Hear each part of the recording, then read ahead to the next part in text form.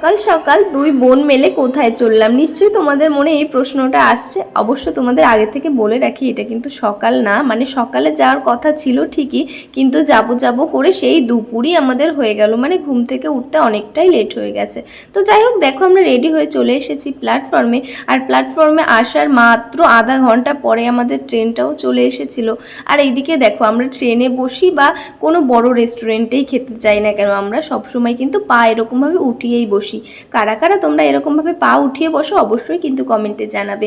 তারপরে 10 মিনিট ধরে দমদমে ঢোকার আগে দাঁড় করিয়ে রেখে আবার আমরা দমদম স্টেশনে কিন্তু পৌঁছে গেছি। দেখতেই পারছো, কিছুক্ষণের জন্য মাত্র ওই যে যে ট্রেনটা দাঁড় করিয়ে রেখেছিল ওই জন্য আমরা কিন্তু আমাদের ট্রেনটা পেলাম না। আর সেই 1 ঘন্টা 15 মিনিট পরের ট্রেন। আর এই দেখো, আমরা কিন্তু একদম মেট্রো যেখানে যায়, যেখান দিয়ে তার ঠিক উল্টো সাইডেই বসেছিলাম, ছাওয়া ছিল তার জন্য। আর এইদিকে দেখো, এখানে ছিল শান্তিপুর লোকালটা। ভেবেছিলাম যে শান্তিপুর লোকালে যাব, কিন্তু না, যেতে পারিনি, মানে প্ল্যাটফর্মে উঠতে না উঠতে শান্তিপুর লোকালটাও ছেড়ে দেয়। তারপরে আমরা চলে আসি একদম জগদ্দল স্টেশনে। মানে জগদ্দল স্টেশনে আমরা কেন এসেছি বলো তো? আমরা এসেছিলাম যেহেতু নৈহাটি জংশন হয়ে, ওর জন্য আমরা কিন্তু জগদ্দল স্টেশনে নেমেছিলাম। নামা মাত্রই কিছুক্ষণের পরেই আমাদের কৃষ্ণনগর সিটি জংশন ট্রেনটা এসে যায়। আর তারপরে আমরা একের পর এক খাবার খেতেও স্টার্ট করে দিই। দেখো, একের পর একটা জলও কিনে যাচ্ছে। আর এই কাকুটা দেখো আমাদের কেমন একটা নোট দিয়েছে, সত্যি এই নোটটা কি আদতেও চলবে? তো যাই হোক, দেখো এখানে সুখ মানে কত বেশি হয়ে গেছে যে বোন মানে শুয়ে শুয়েই জল খাচ্ছিল, কি করব। আর এদিকে দেখো, ওর এত ঘুম পাচ্ছে। এদিকে স্টেশন কিন্তু অলরেডি ঢুকে গেছে। আমি বারবার বলছি, বোন ওট ওট, আমরা কিন্তু এসে গেছি, প্রায় এসে গেছি প্ল্যাটফর্মে। এই দেখো ঢুকেও গেছে, তোমরা দেখতেই পাচ্ছ। এখনও কিন্তু বোন ঘুমাচ্ছে। অবশেষে তারপরে দেখো বোন উঠেছে। আর আমরা কিন্তু প্ল্যাটফর্ম থেকে এই যে নামছি, তোমরা দেখতেই পাচ্ছ। আর ভিড়টা দেখো, কত ভিড়। আর আজকে যেহেতু কালী পুজো, আর আমরা কোথায় যাচ্ছি বলো তো? একটু পরেই তোমরা সবটাই বুঝতে পারবে। আই থিঙ্ক হয়তো তোমরা গেস করতে পারছো যে আমরা কোথায় যাচ্ছি। আমরা না প্রথমে ভেবেছিলাম কালী পুজোর দিন অনেকটা ফাঁকা থাকবে, কিন্তু না, ফাঁকা ছিল না। দেখো প্ল্যাটফর্মে নামতে না নামতেই দেখছি টিটি চেক করছে। না, দেখে বেশ ভালোই লাগলো। কারণ কি বলো তো, টিকিট কেটে যদি টিটি না চেক করে তখন কি হয়, মানুষের মনটা ভেঙে যায়। তখন মানুষ আর দ্বিতীয়বার টিকিট কাটার কিন্তু ইচ্ছা প্রকাশ করে না, মানে আমারও তো তাই মনে হচ্ছে। দেখো, আর এদিকে প্ল্যাটফর্মে আসা মাত্র এই যে যে টোটোগুলো কাকু এখানে দাঁড়িয়ে থাকে না টোটো নিয়ে বা অটো নিয়ে, এনারা কিন্তু সব সময় ডাকতেই থাকবে তোমাদের যে আসো আসো আসো আসো। আর টোটোতে ভাড়া কিন্তু 40 টাকা বা 60 টাকা, যে যার কাছ থেকে নিয়ে পারে। আর অটোতে কিন্তু মাত্র 30 টাকা করে একজনের। আর এই দেখো, গেটের পাশেই কি সুন্দর একটা মায়ের মূর্তি দেখলাম, দেখে না মন প্রাণ সব জড়িয়ে গেল। আর এদিকে দেখো, আমরা টোটোর মধ্যে বসে রয়েছি, টোটো এখানে দাঁড়িয়ে আছে, কিসের জন্য বুঝলাম না। তারপরে কিছুক্ষণ ওয়েট করার পরে দেখো আমরা চলে এসেছি। আর এই যে যে প্ল্যাটফর্মটা দেখছো, এটা কিন্তু আমডাঙ্গা স্টেশন। এখানে কিন্তু ট্রেন দাঁড়ায় না, কিন্তু তবুও কেন জানি না, মানে এখানে স্টেশনটা শুধুই বানিয়ে রেখেছে। তো দেখো, আমরা চলে এসেছি একদম স্বরূপগঞ্জ হৌলোর ঘাটে। এখান থেকে আমরা টিকিট কেটে নিয়ে সোজা চলে আসলাম ঘাটের এই দিকে। আর এখানে দাঁড়িয়ে আমরা কিন্তু অনেক ফটো তুলেছি, অনেক রিলসও বানিয়েছি। তারপরে সোজা চলে এসেছি আমরা নৌকার মধ্যে, দেখতেই পারছো। আর এখন না সূর্য তো অনেকটা ডাউন হয়ে যাচ্ছে। আর এদিকে বোন এই কাকিমাটার সামনে ফটো তুলছিল বলে কাকিমাটা বলছিল আবার কি যেন বেশ। তো যাই হোক, দেখো আমরা আমাদের নৌকা এখন ছেড়ে দিয়েছি। আর ওই কাকিমাটা আমার দিকে ওরকমভাবে কেন তাকাচ্ছিল বিশ্বাস করো, আমি নিজেও জানি না, কেন জানি না। ক্যামেরা অন করলেই সবাই কেমন যেন একটু ব্যতিব্যস্ত হয়ে পড়ে। যাই হোক, তারপরে সেখান থেকে আমরা অলরেডি টোটোতে উঠে পড়েছি। মানে তোমরা চাইলে টোটোতেও আসতে পারো, আবার হেঁটেও আসতে পারো। টোটোতে আসতে গেলে 10 টাকা, আর হেঁটে আসতে গেলে তো 1 টাকাও লাগবে না। তো যাই হোক, দেখো এখানে 5 টাকা ভাঙাতে গিয়েও, মানে সরি 5 টাকা না, মানে 500 টাকা ভাঙাতে গিয়েও আমাদের 5 টাকা দিতে হয়েছে। মানে 500 টাকার নোট যেহেতু আমাদের কাছে ছিল, খুচরো ছিল না, তার জন্য। আর এখানে চলে এসেছিলাম তারপরে একটা জল কিনে নিয়ে পাশেই ছিল মায়ের মূর্তিটা দেখে একটু ওখানে দাঁড়িয়ে ফটো তুলে তারপরে সোজা চলে এসেছি আমরা মন্দিরের সামনে আসা মাত্র এই কাকিটা আমাদের পরিয়ে দিল তিলক। আর তোমরা যদি তিলক পড়তে চাও তাহলে অবশ্যই এই বাইরে থেকেই পরে নিতে পারবে, কারণ এরা না সবসময় এখানেই থাকে। 10 টাকা 5 টাকা যে যেরকম পারো অবশ্যই দিয়ে কিন্তু তিলকটা পড়তে পারবে, কারণ মায়াপুরে এসে তোমরা তিলক পড়বে না, বিষয়টা একটু অন্যরকমই দেখায়। তো যাই হোক, দেখো অলরেডি তোমরা মানে বুঝেই গেছো বা আমি বলেও দিলাম, আমরা এসেছি আজকে মায়াপুরে। তো আমাদের আসার কথা ছিল কিন্তু অনেক সকালে, কিন্তু আমরা সকালে আসতে পারিনি। আমরা আস্তে আস্তে সেই দেখো বিকালই হয়ে গেল। কিন্তু এখানে এসে দেখি না, আমি যতবারই আসি ততবারই দেখি কি, মানে এখানে বাইরের দেশের মানুষ, বাইরের দেশ মানে কি, রাশিয়ানের দিক থেকে এখানে কিন্তু সবাই থাকে, মানে এত ফর্সা মানুষ, সব বিদেশিরা, মানে বিদেশি মানুষরাও আমাদের ধর্মের জন্য কতটা এক্সাইটেড, কতটা যাই হোক মন প্রাণ ধরে তারা মানে এই ধর্মটাকে বিশ্বাস করে। আর কিছু কিছু মানুষ আছে যারা এই ধর্মটাকে কি জানি না, যাই হোক বাদ দাও ওসব কথা।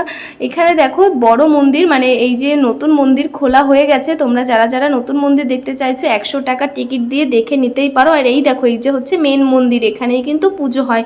আর এই দেখো এনাদের কিন্তু মানে কি বলবো, যেখানেই যাচ্ছি আজকে এনাদের দেখছি, কেন জানি না কি হয়েছে বিষয়টা, যে আজকে কালী পুজো ওই জন্য ওনারা এসেছেন কি না। There is also like rituals and ceremonies every day. আমরা কি কিছু বুঝতে পারলে যে ওনারা কি বিষয়ে কথা বলছিল? আমি না সত্যি বুঝতে পারিনি। তারপরে আমরা এখানে একটু রিলস বানাচ্ছিলাম, ফটো তুলছিলাম, কিন্তু বেশিক্ষণ তুলতে পারিনি, কারণ আমাদের বকা দিচ্ছিল যে এখানে নাকি বেশিক্ষণ তোলা যাবে না। তারপরে আমরা চলে আসি এই দিদিটার এখানে, দিদিরা মাতাজির এখানে। এখানে ওনার সাথে একটু গল্প করে, ওনার সাথে একটু ফটো তুলে আমরা সোজা চলে আসি এখানে মোবাইল জমা দিতে, কারণ মোবাইল জমা দিয়েই কিন্তু যেতে হবে। তোমরা কিন্তু মোবাইল নিয়ে যেতে পারবে না ভেতরে, মানে মন্দিরের ভেতরে। এই দেখো আমাদের প্রসাদ নেওয়াও হয়ে গেছে, আর আমরা মোবাইলও নিয়ে এসেছি। আর এইদিকে দেখো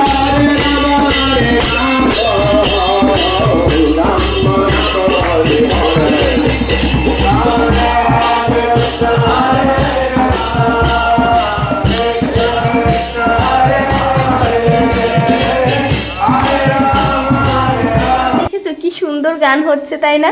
আমাদের না মানে ওখান থেকে আসতেই ইচ্ছা করছিল না, এত সুন্দর সুন্দর গান হচ্ছিল, মানে শ্রীকৃষ্ণের নাম হচ্ছিল, এত ভালো লাগছিল, মনে হচ্ছিল কি যে না বাড়িতে যাব না, এখানেই হয়তো থেকে যায়।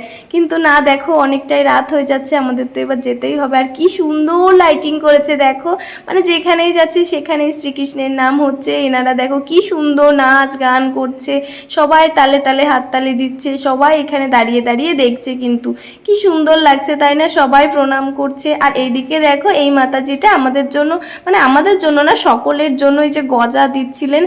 এই গজাটা খেয়ে না আমার খুব ভালো লেগেছে, মনে হচ্ছিল কি আমি যেন আর একটা গজাটা খাই।